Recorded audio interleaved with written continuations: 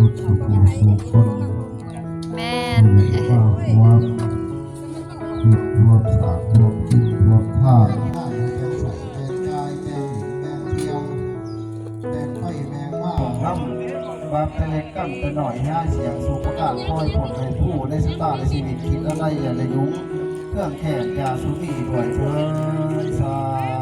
ธุในพังป่าพังหนองพังหูพังรุ่งนักป่าอาจารย์คนผู้เรียนผู้ว่าอาจารย์ที่ว่าปัจจัยก่อนไปบอก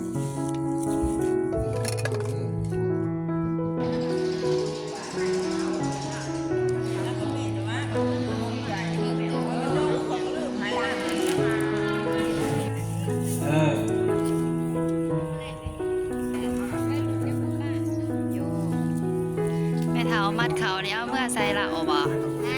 ว่ามัดเขานี่เอาเมื่อใส่ละโอบ่ปีหน้านี่แม่นได้มาคนเต็มห่วงแม่นบ่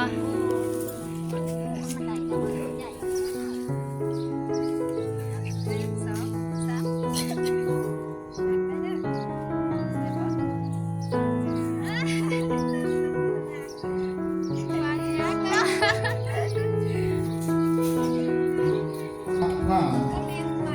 ก็ให้คุณไปขับตั้งชู้ซอยขึ้นข้างแต่ละหน่อยให้คุณขับชมตั้งบาปแต่สารของร่ำเว้นแต่สารของอีบาป